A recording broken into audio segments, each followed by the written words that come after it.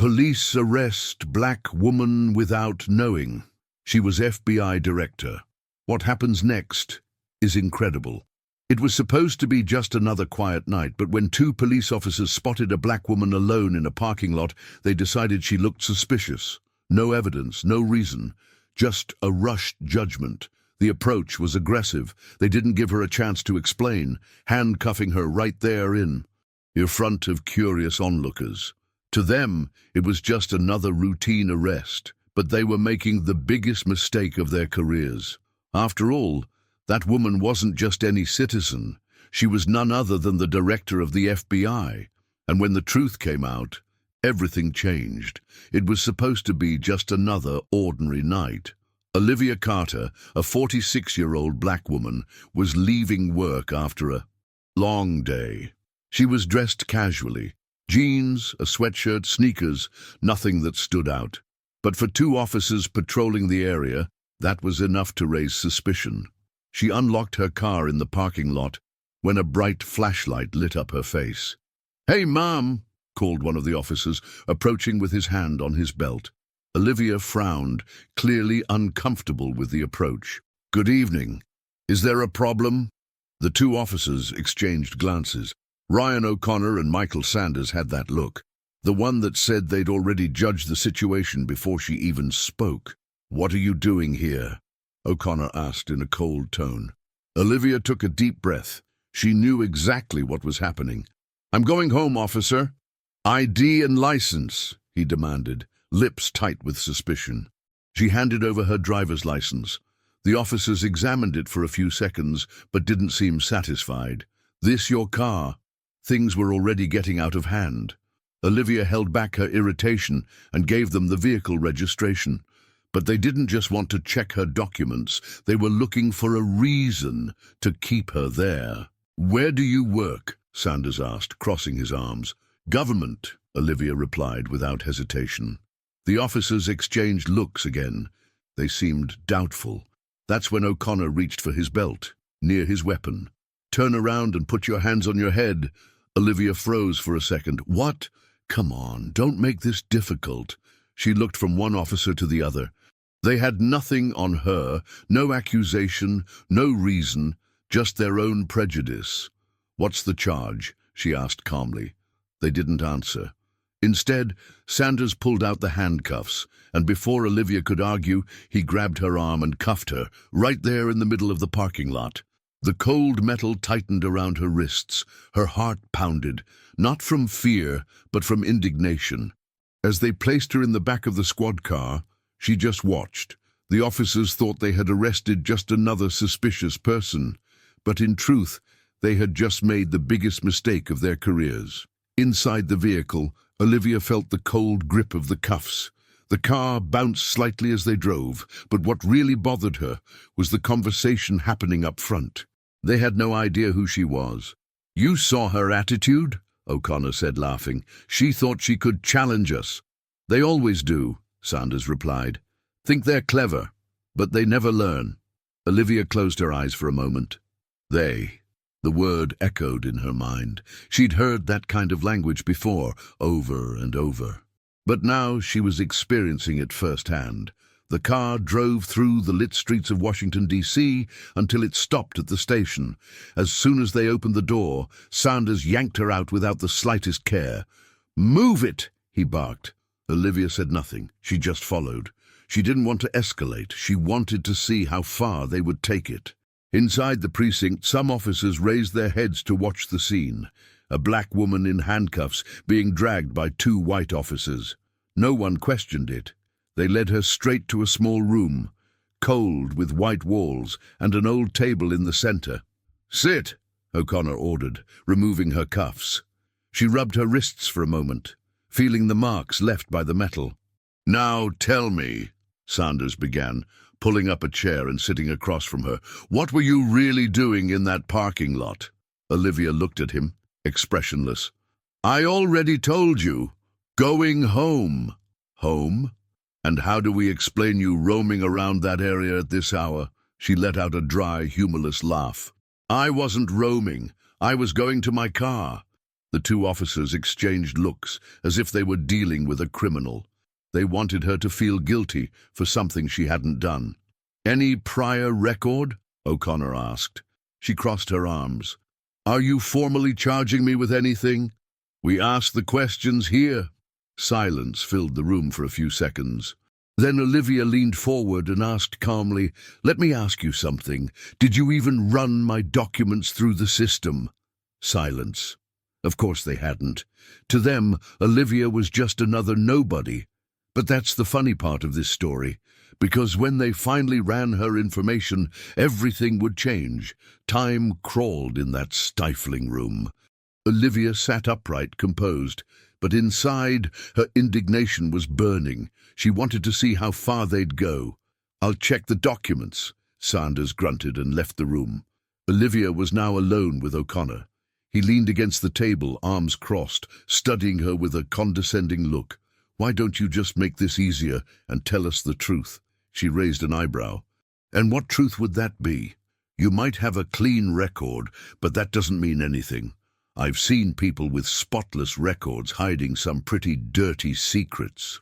Olivia took a deep breath. The man was determined to make her guilty, despite having nothing against her. Time passed.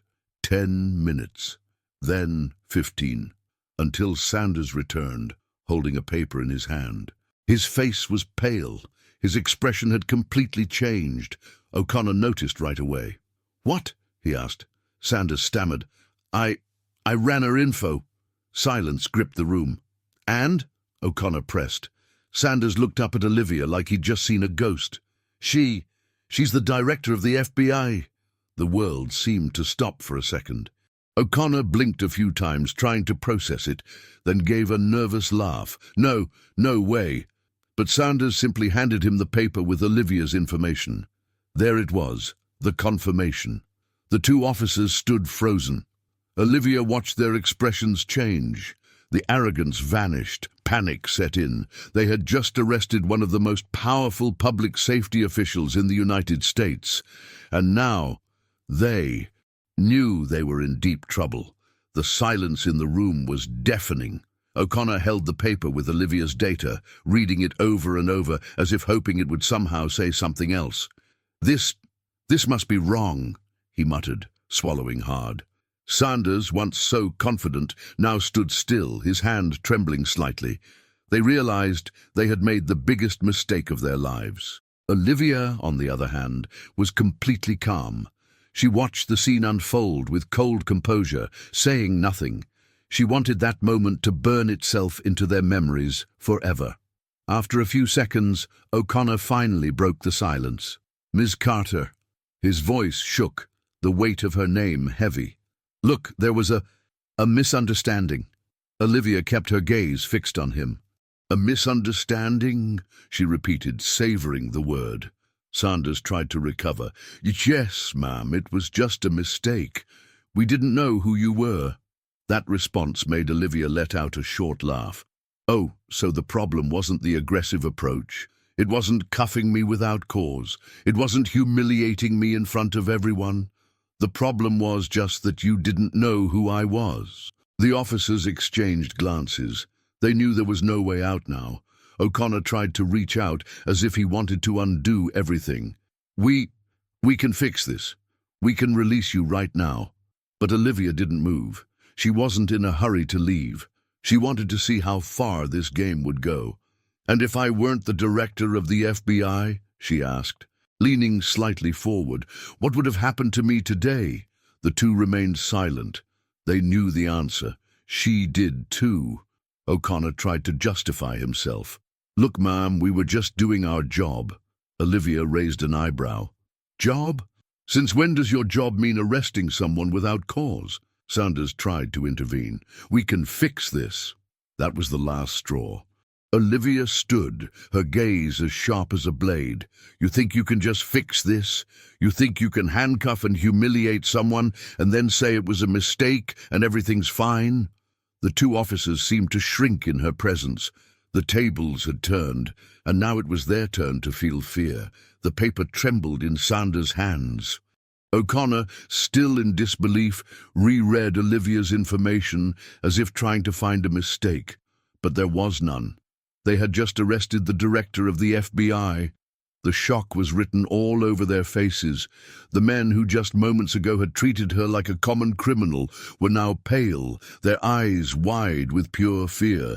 Olivia, meanwhile, remained seated with impeccable posture. Her gaze was cold, sharp. She studied them in silence, watching the panic grow by the second. Finally, O'Connor opened his mouth, trying to regain control of the situation. His voice came out weak, almost a whisper. "Director Carter, there's been a misunderstanding." Olivia crossed her hands over the table and tilted her head slightly to the side. "A misunderstanding?"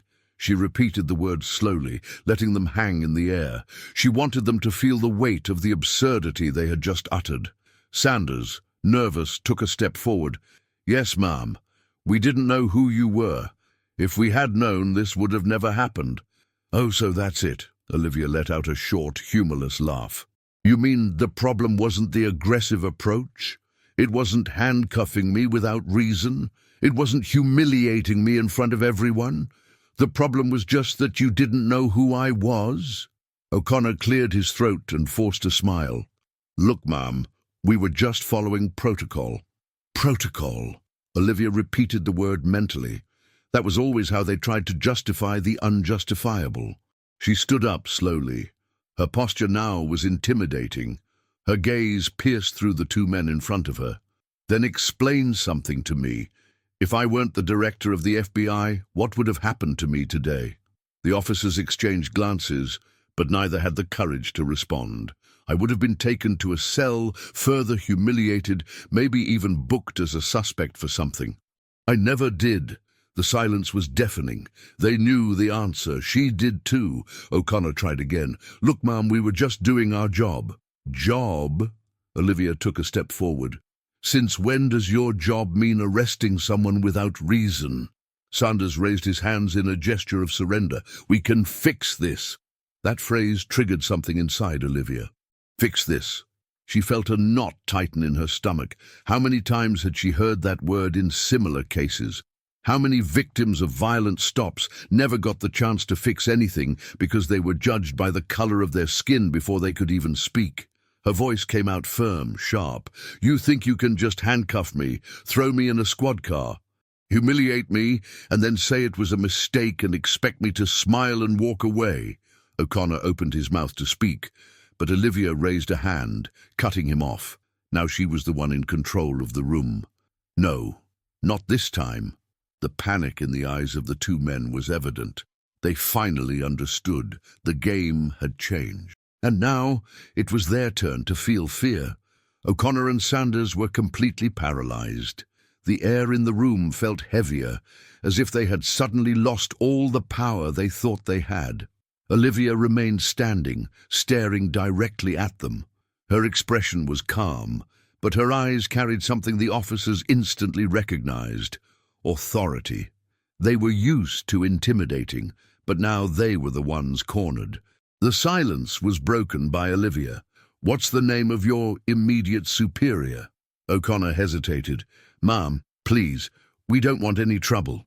Olivia raised an eyebrow. "Trouble? You think I'm causing trouble?" Sanders tried to intervene. "We were just following protocol." Olivia laughed lightly. She wanted them to hear the absurdity of what they were saying. She leaned forward a bit, looking directly at both of them. "When you handcuffed me without reason, when you threw me in the squad car like I was a criminal, when you humiliated me in this room without even checking my ID, all of that was protocol?" They said nothing. They knew nothing they could say now would help. Olivia crossed her arms. "I asked for your superior's name." O'Connor cleared his throat, his face completely red. "Captain Richard Holloway." She nodded. "Good. I want him here. Now." Sanders hesitated. "Director Carter, that's not Bring him, now." The firmness in her voice made both of them flinch. Sanders left the room, and Olivia sat down again. O'Connor stayed there, restless, nervously fidgeting with his fingers. This doesn't have to go any further," he tried to argue. Olivia just smiled. "Oh, but it will." A few minutes later, the door opened and a tall man with greying hair and a rigid posture entered the room, Captain Richard Holloway. He stopped in the middle of the room, confused upon seeing Olivia seated and O'Connor visibly nervous. "What's going on here?" the captain asked, his tone serious. Olivia stood slowly and extended her hand. "Olivia Carter, Director of the FBI." The man froze. His eyes blinked rapidly, as if he couldn't believe what he had just heard. The Director of the FBI in his precinct. He swallowed hard, adjusted his stance and shook her hand. "Director Carter, I wasn't aware of your presence here." She gave a small smile.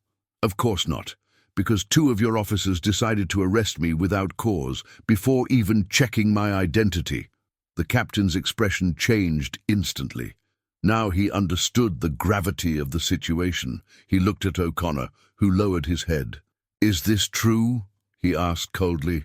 The officer didn't have the courage to answer. It was Olivia who continued.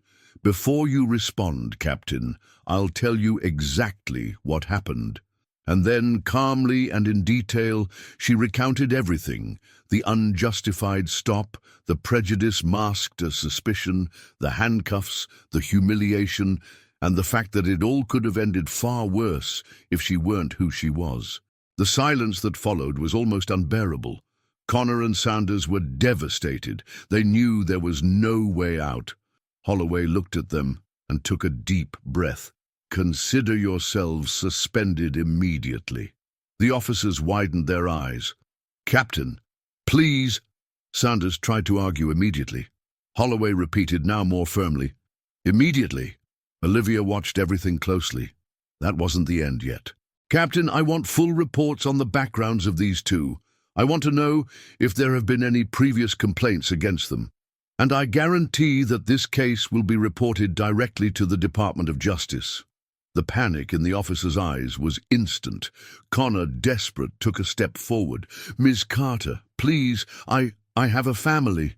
Olivia stared at him without blinking. "And how many people who went through this without my power also had families?" He lowered his head. He had no answer. "You're not being punished out of bad luck. You're being punished because you did the wrong thing." She looked at Holloway. "I want the guarantee that they will never wear that uniform again." The captain nodded. "This will be dealt with directly by Internal Affairs." Olivia let out a sigh, easing some of the tension in her body. Justice was being served. She looked at the officers one last time. "Now you know what it's like to be judged before you even open your mouth. I hope you never forget this moment." And then, without saying another word, she left the room. The case was far from over, but one thing was certain. This time the game had changed. Olivia left the police station with firm steps. The weight of humiliation was still there, but now something stronger remained: the certainty that this would not go unpunished. Her driver was already waiting outside. When she got in the car, she pulled her phone from her pocket and made the call that would change everything. "I want this case in the Department of Justice now." The order was given, and in less than an hour, the entire city already knew what had happened. The next morning, the press was in turmoil. FBI director unjustly arrested by Washington police. Prejudice and abuse of power. 2 officers suspended after serious error. If it hadn't been the FBI director, what would have happened? The news spread like wildfire. In no time, the case was in major newspapers, TV shows, and all over social media. Behind the scenes, Olivia was receiving dozens of calls from politicians, security chiefs, and community leaders. Everyone wanted an official stance on what had happened, but before any statement, she had another priority. That afternoon, Olivia entered the Washington, D.C. City Hall, where she was received directly by Mayor James Holloway. He was visibly tense. "The whole city is on this case, Director Carter," he began, choosing his words carefully. "I want you to know that we are committed to resolving this situation." Olivia crossed her arms. "Resolve how exactly?" The mayor took a deep breath. We're conducting a thorough investigation inside the police department. Captain Richard Holloway has assured me that the involved officers have already been suspended. She shook her head. That's not enough. The mayor blinked, surprised. Director, I understand your frustration, but Olivia interrupted him. This isn't about me. This is about all the people who go through this every day and don't have a camera filming, a lawyer on the line, or a headline to protect them. The mayor fell silent.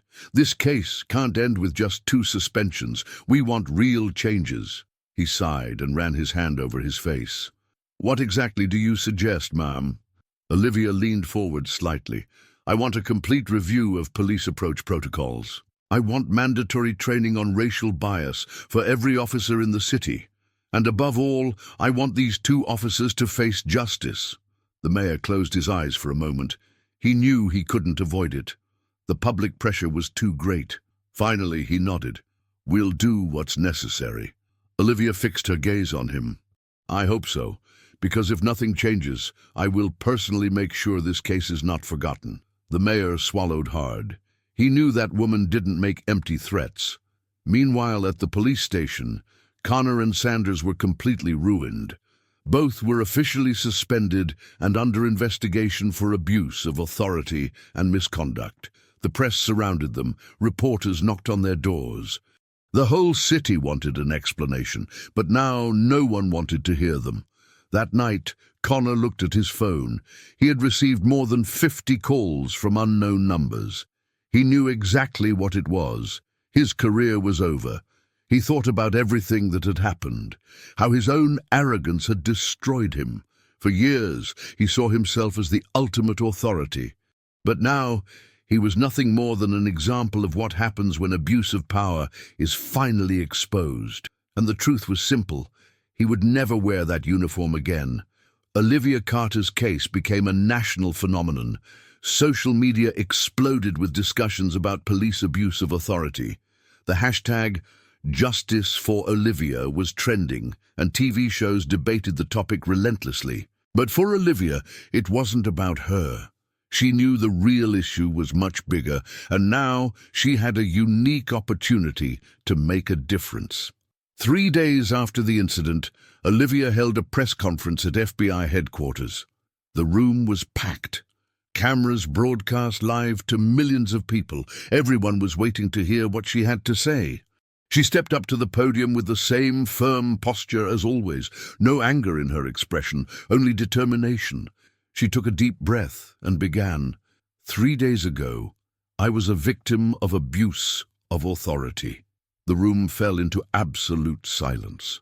I was unjustly arrested, handcuffed, humiliated, not because I committed a crime, but because 2 officers looked at me and decided I didn't belong there. She paused, letting the words sink in. I was lucky. My name and position protected me. But what about those who don't have that luck? How many have gone through this with no cameras, no lawyers, no chance to prove their innocence? The journalist's expressions showed the weight of her words. She wasn't just talking about her case. She was talking about a broken system that had treated black people as guilty before they even spoke for years. Olivia continued, This is not just my story. This is the story of thousands of people who live in fear of unjust stops. People who don't know if they'll make it home after a simple evening walk. She looked straight into the camera. This needs to change. And the change starts now.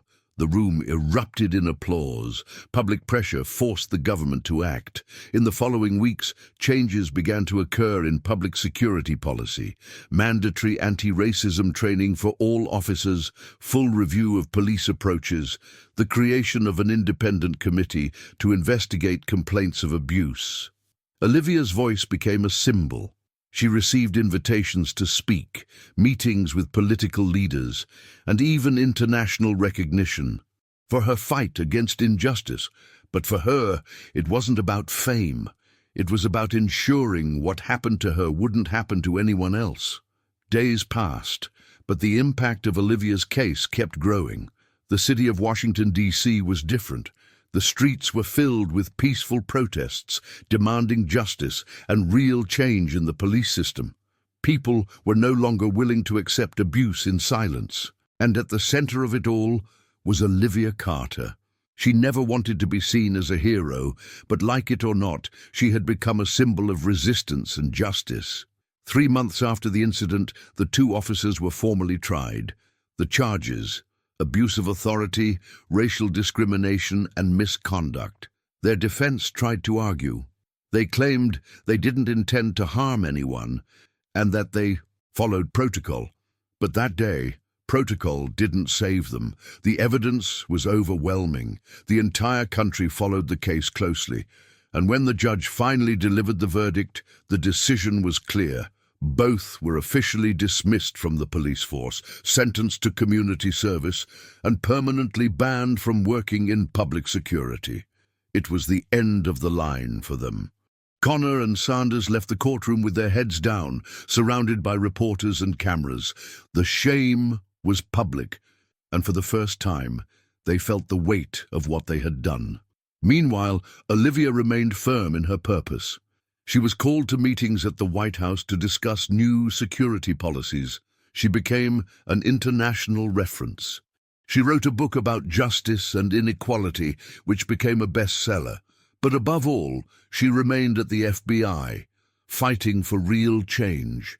In an interview months later, she was asked, "Director Carter, after everything that happened, if you had the chance to change the past, would you do anything differently?" Olivia gave a slight smile before responding. "Yes, I would have spoken out earlier. I would have reported it sooner, but now I know this fight was never just mine." She paused, looking directly into the camera. "And that's why I will keep fighting, because this story cannot be repeated." The interview ended, but the message remained. Justice had been served, and the world would never forget the name Olivia Carter. Her story shows that truth always prevails, that abuse of power cannot be ignored, but above all, that no one should be judged by the color of their skin. Now I ask you, what would you do if you were in her place? Comment below your opinion, and don't forget to subscribe to the channel for more stories like this.